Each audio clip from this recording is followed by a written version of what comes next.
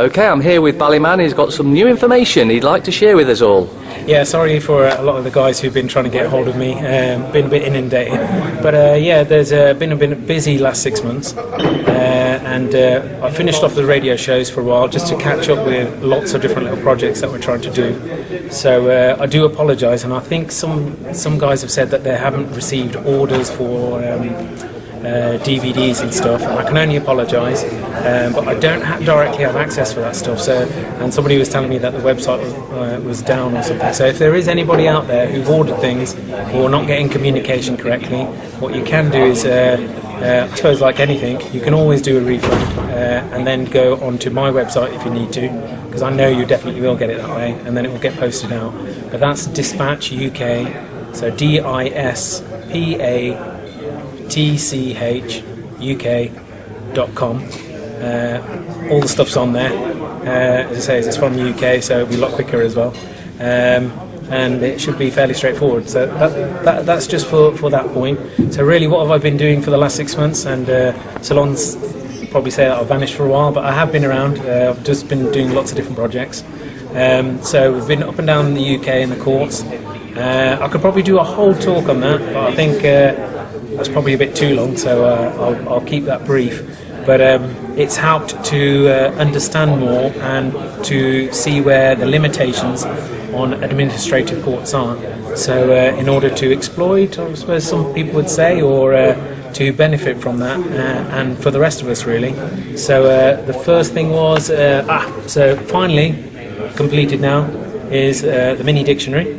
So I've been able to spend quite a lot of time researching this, luckily for donators who've had successes in the UK, and they've wanted to, well, for starters, remain anonymous, but the other side is to say, to help the cause and basically help this come out.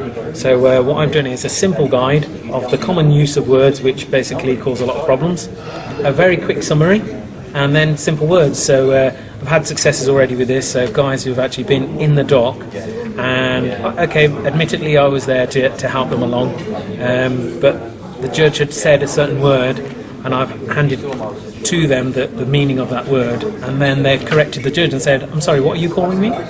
I find that offensive." So it's very simple, and the reason why it's so thin is that it needs to be a very quick guide. And also I've put on the front there, for those who followed me before, it's an idiot's guide. So if you're not from that society, for instance a legal society, you would be classed as an idiot because you wouldn't understand their customs. So that's, I know it's been a long time coming, but that has finally arrived now, so you can get that on dispatchuk.com. I'm going to try and get other people like good self behind the camera to try and help me to get rid of this.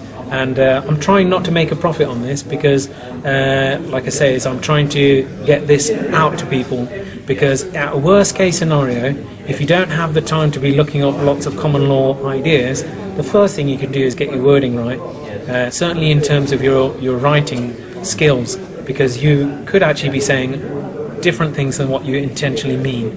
So that's probably a good place to start with. The other thing was another guy that we had success with, a few guys from last year. They got together and we wanted to. We had an interesting conversation with a few of the guys at UK Column in the background, and they said that there was an issue with some people not being well versed to get what they require out of a court, and us constantly saying, "Oh, well, it's easy." Well, a lot of the message came back to say was, "Well, it's easy for you, but not for us." And I thought, oh, okay, I take that on the head, and as a good trainer I should make it simpler. So one of the things we did was I constantly kept going into the court, pushing the boundary of what their constitution is and what their right is, and is this a public building? So I now have recordings of everything, of all the answers that covers me in the scenario, and we've also done a common law court in the actual county court. So I know that it's not possible to stop us anymore. We had the duty solicitor try to prevent us, and also security and everybody else, the court manager, and all of them disappeared, and they allowed us to carry on. So I know it's possible.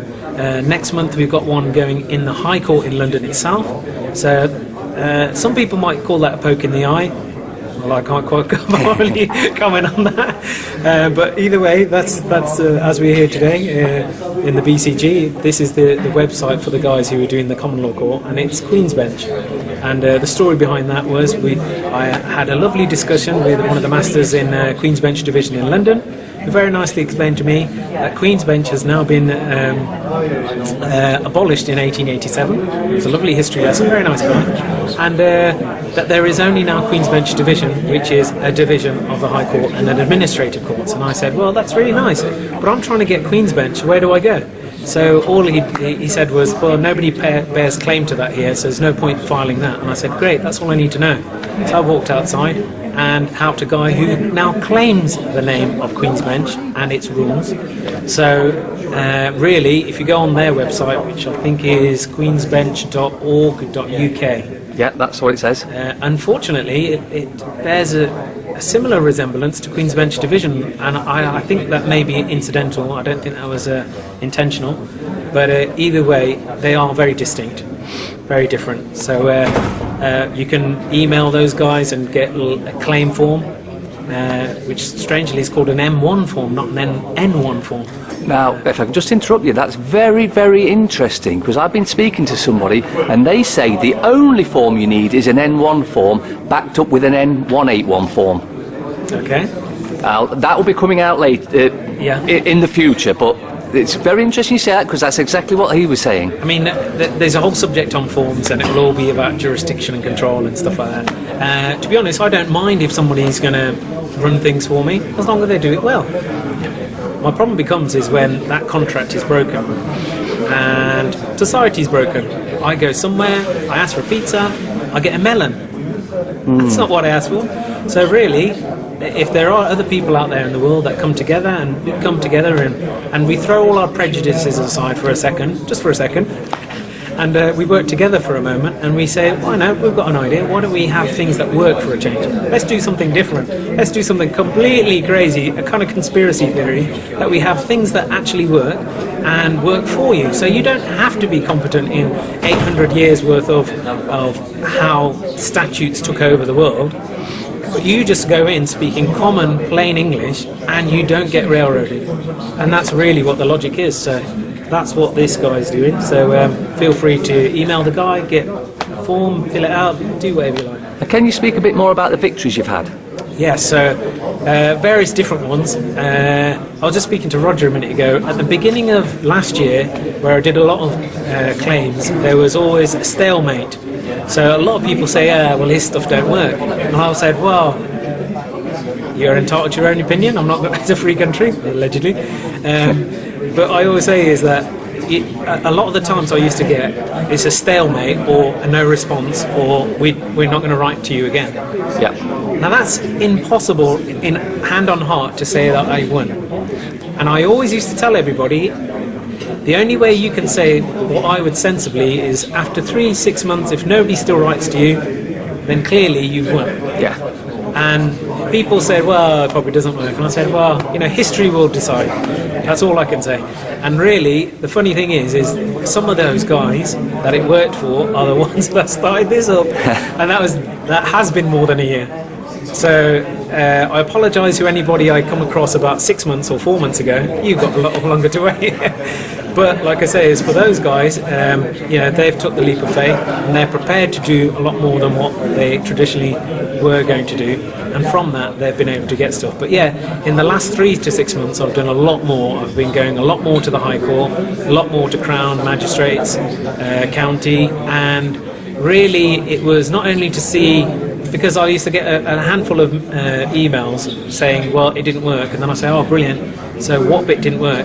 Well, I stood in front of the dock, gave jurisdiction away, but also I just said I was a man, and I went, oh, brilliant, so you said you used my thing, or Karl's thing, what exactly did you use?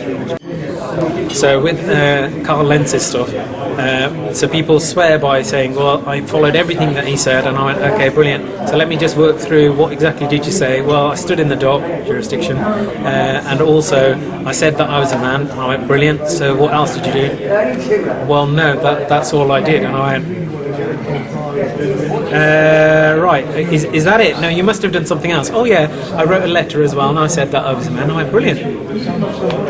What was the point of that? What exactly are you trying to convey? And he said, well, you know, I've got rights. And I went, yeah, but did you say that? And he went, no, I just said I was a man. I went, no wonder they looked at you like a loony. You have to explain why you're there. They don't know that so far they've only seen persons, and that's under their control. Now that you're a man, you say, yes, I have authority and rights, and I want to talk about I don't want anything from you because a child wants. I require from you my rights, and these rights allow me to do X, Y, and Z, give you a bill. You know, the rest is up to you what you want to make of it. But that I did find about 6 months ago there was a big issue on that. I did lots of trainings, but I was interested to notice that it's similar sort of thing. People went there, they listened to the trainings, but they came out with, they only picked up things they wanted to hear. So really I've been concentrating in the last 4 to 5 months to do actual cases and say, well, is it just me or is it just them? So I know it does work, but maybe it's just me because I know it inside out. So what I've been doing is preparing more simple things to do so that average Joe can go in and just get their thing done. Well, we have had some successes in the forum as well. From the eviction in Wales, when they actually evicted John, they had security staff staying there for 3 months using the gas and electric. Now, as soon as they got the property, he contacted the energy supplier saying, that's the end of my thing, I'm stopping at that. Yeah. What they then tried to do, because he had a little annex attached to it, which was separate though, they were going to court to get a prepayment meter, to get a warrant to fit a prepayment meter. Yeah. So he put his paperwork in, I, a man, required a claimant to stand in court. He had turned up at court and they didn't. So he won on that one. And that was all he did. He hadn't done any more than that. There's a guy in Northampton, home of the bulk centre. Maybe we should do a bulk centre, that'd be good. Rubber stamp. But the interesting one is very similar, British gas issue. And the lovely thing for your viewers is British Gas has an out-of-hours service where the